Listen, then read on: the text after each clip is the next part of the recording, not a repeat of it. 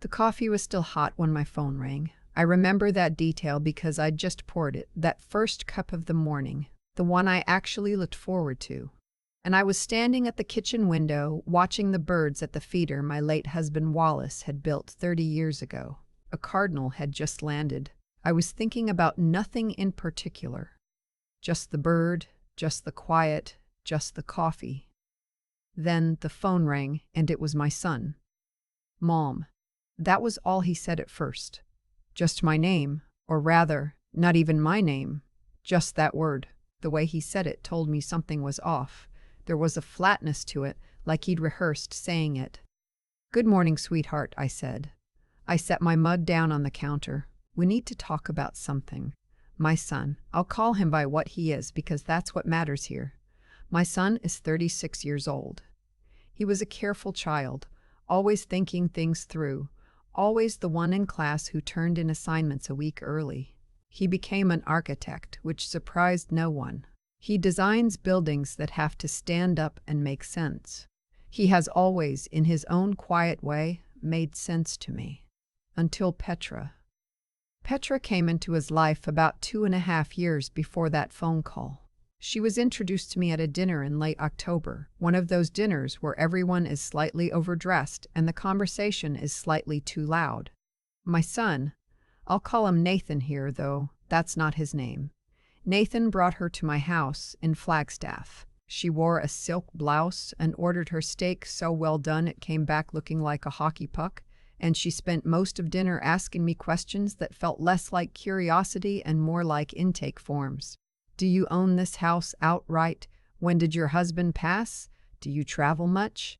Do you have family nearby?" I answered everything warmly. I thought she was nervous. I thought she was trying. Wallace had left us comfortable. 31 years of building his electrical contracting business, careful investing and never spending money he didn't have. When he passed, 7 years ago now, a heart attack, very sudden, no warning. I inherited the house in Flagstaff, a vacation cabin up in the White Mountains, and enough in savings and investments that I would never need to ask anyone for anything. I say this not to brag. I say it because it matters to the story. Nathan knew what I had. Of course he did. He was Wallace's son. What I noticed over the following months was gradual, the kind of change you don't see because you're too close to it. Nathan started canceling dinners. Then he stopped initiating calls. When we did talk, Petra was always in the background, not speaking, just present. I could hear her moving around, and occasionally Nathan would pause mid-sentence as if listening to something I couldn't hear. "Is everything okay?" I asked him once, about 14 months into their relationship. "Everything's great, Mom." He sounded like he was reading from a card. I met Petra exactly 4 times in 2.5 years. 4 times. And each time, I left feeling vaguely audited. The phone call that morning, the one that interrupted the cardinal and the coffee, came on a Tuesday in March. "We got married," Nathan said. I stood very still. "What do you mean?" I asked, though of course I knew exactly what he meant. "Last weekend, we had a small ceremony, just close friends." I did not ask the question that rose immediately in my throat. I already knew the answer. He'd just given it to me. Close friends. Not his mother.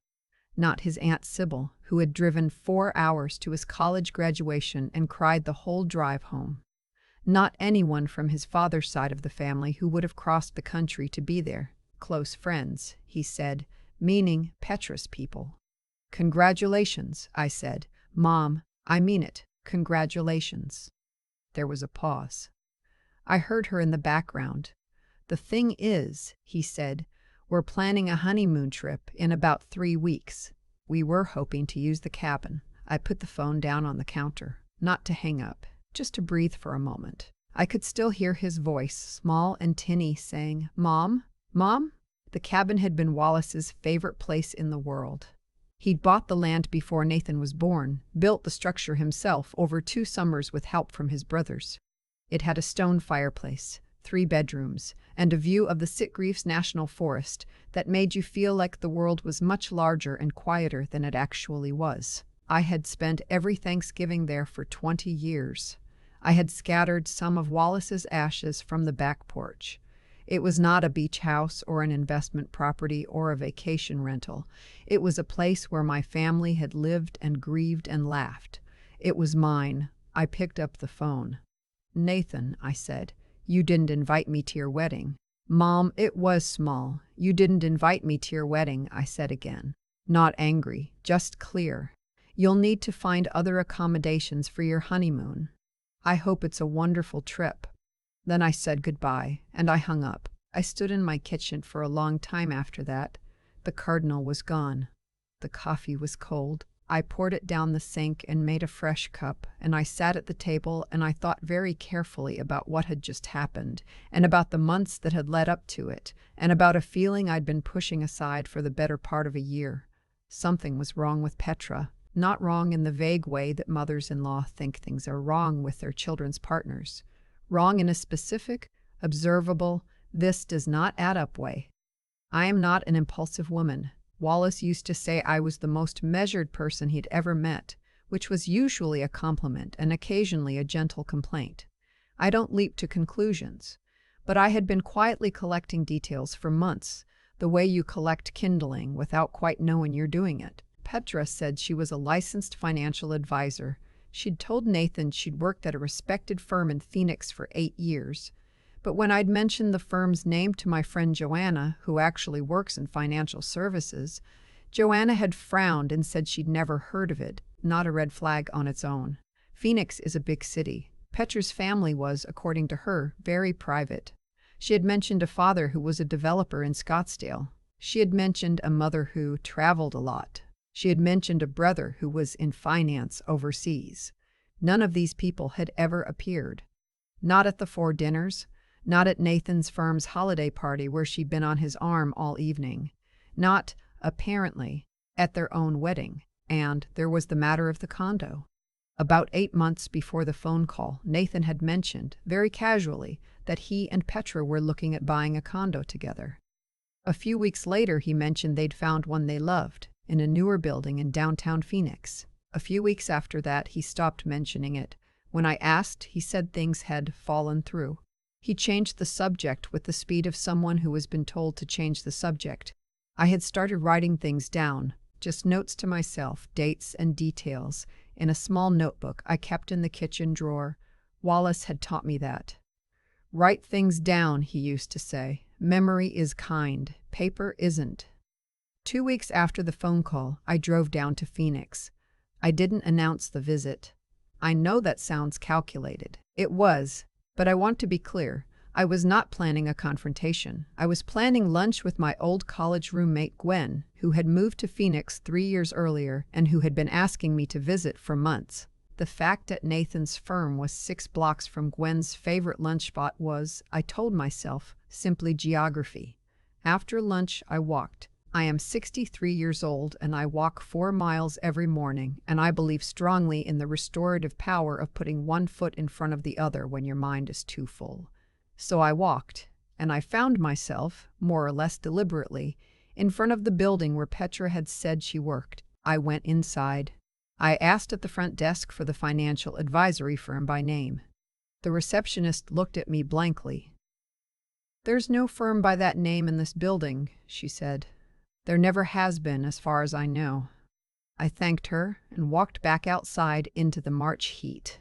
On the drive home to Flagstaff, I called an old friend, a man I'd known since Wallace's business days, someone who knew how to find things that people would prefer stayed hidden.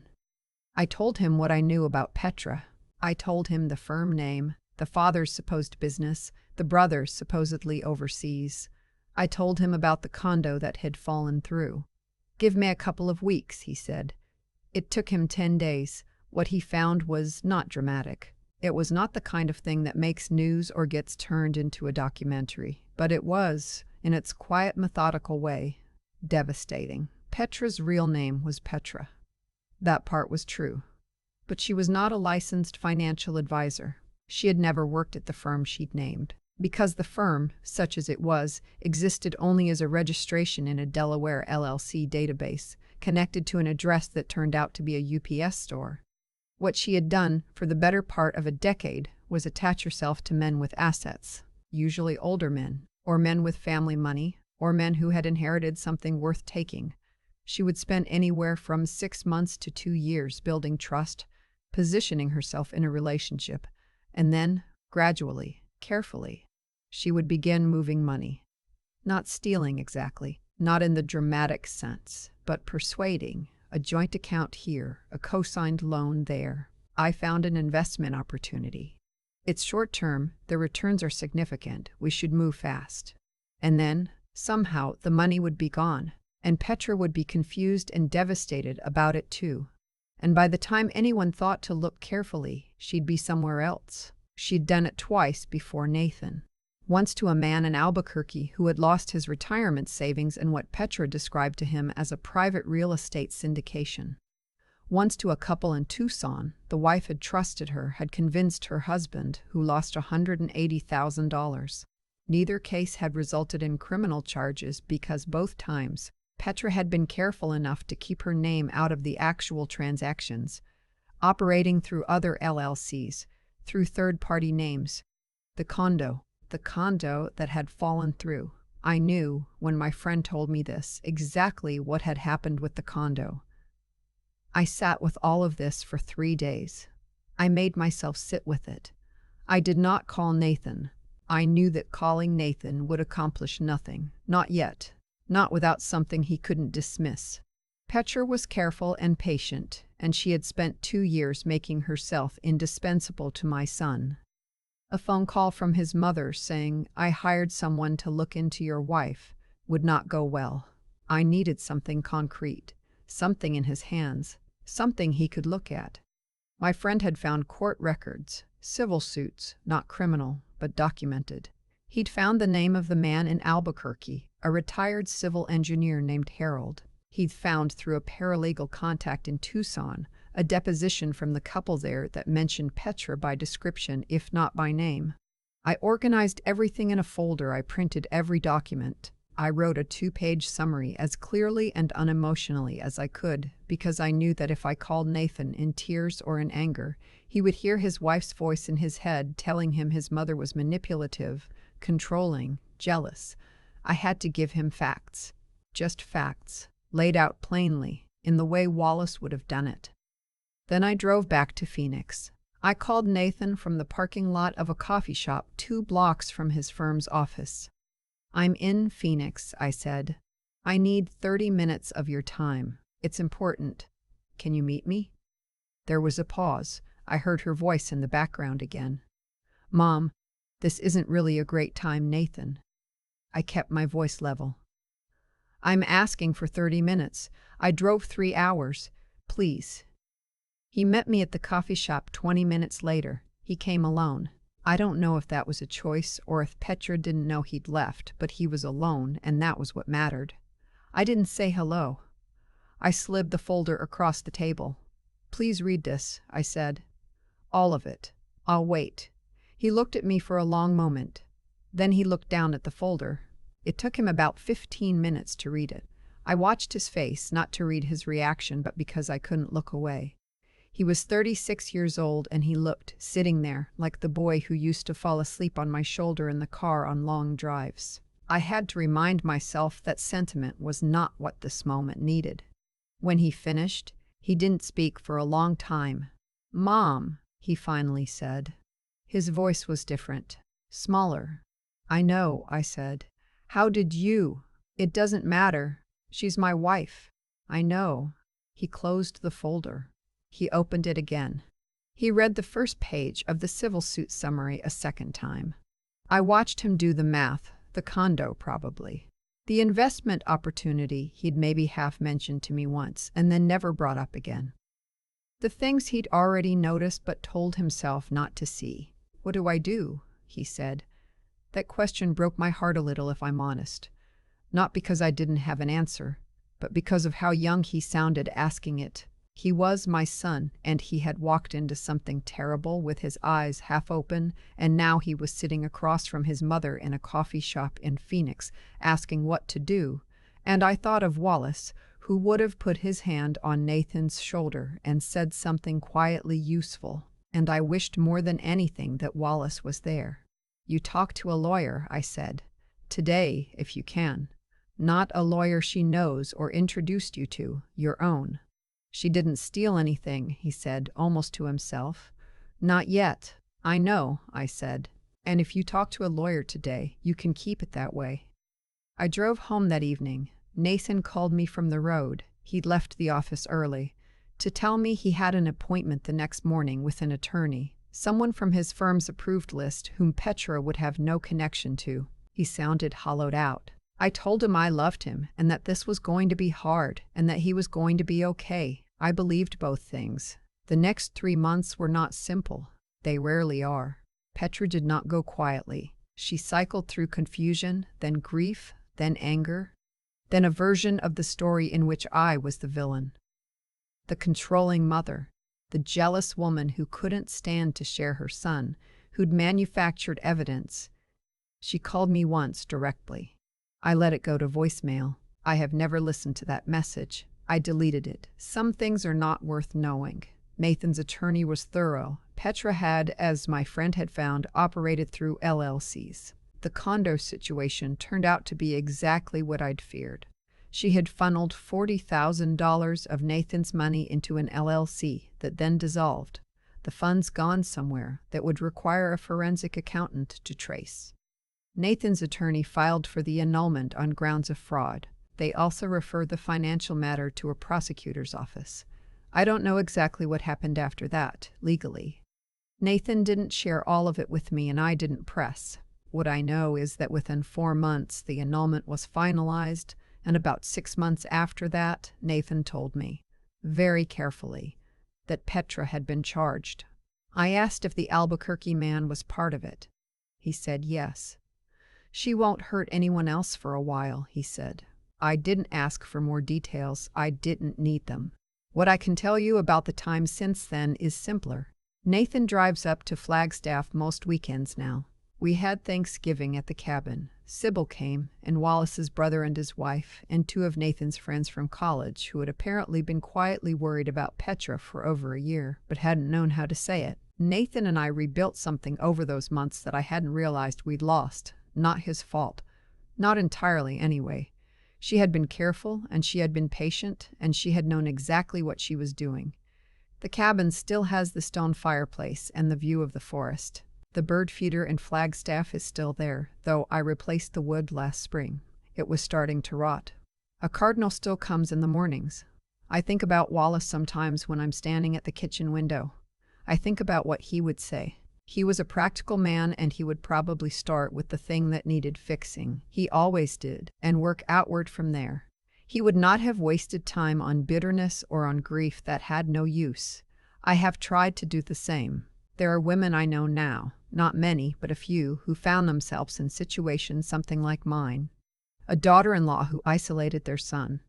A son-in-law who saw a family's assets and started quietly planning. The particular cruelty of it is that by the time you see it clearly, you've usually been positioned as the problem.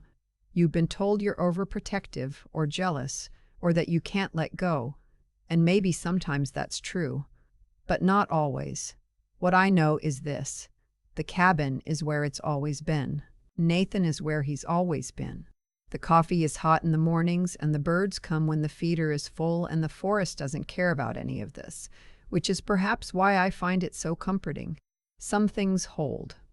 I've thought a lot about what made this whole thing possible. Not Petra. She was who she was, and people like her exist and will keep existing.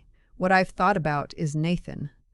My careful, measured son who turned in assignments early and designed buildings that had to make structural sense. How did someone like that end up in something like this? The honest answer, I think, is that intelligence doesn't protect you the way we assume it does. Nathan was smart enough to notice things, the condo, the evasiveness, the way her family was always conveniently absent. He noticed. He just talked himself out of trusting what he noticed. Because she had given him reasons to, and because love, or what we believe is love in the early stages, has a way of making doubt feel like a character flaw. That's not weakness. That's just being human. But it cost him, and it nearly cost him a great deal more. What I keep coming back to is the notebook. Wallace's habit, not mine originally. Write things down, he always said, because memory is kind and paper isn't.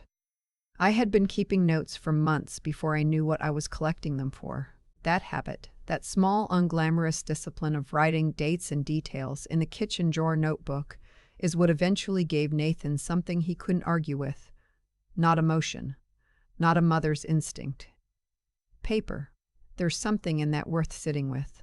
The times in my life when I have acted out of pure feeling, moved fast, said the sharp thing, let the hurt drive the car. Those moments have rarely ended well. The times I made myself slow down, write it out, wait for the full picture, almost always landed better. Not because the feelings weren't real or weren't valid. They were. But feelings alone don't build a case. They don't hand a folder across a coffee shop table and watch someone's world reorganize itself around the truth. I also think about the 3 months after, the hard ones, when Nathan was grieving something he hadn't even fully named yet. Not just a marriage, but the version of himself who had believed in it. That grief was real, and it deserved space. I didn't try to rush him through it or tell him he was better off. He knew he was better off. Knowing and feeling are two different things, and they don't always arrive at the same time. What I tried to do, imperfectly, because I am not a patient woman by nature, was just be available. Drive up, sit with him, make dinner, not fill the silence with opinions. Wallace was better at that than I am, but I tried. The cabin held Thanksgiving again this past year. Nathan was there. Sybil was there. Wallace's brother made his terrible green bean casserole, and everyone ate it anyway. And nobody mentioned Petra by name once, and it was the best night I'd had in longer than I could say. Some things, if you hold them carefully, hold you back.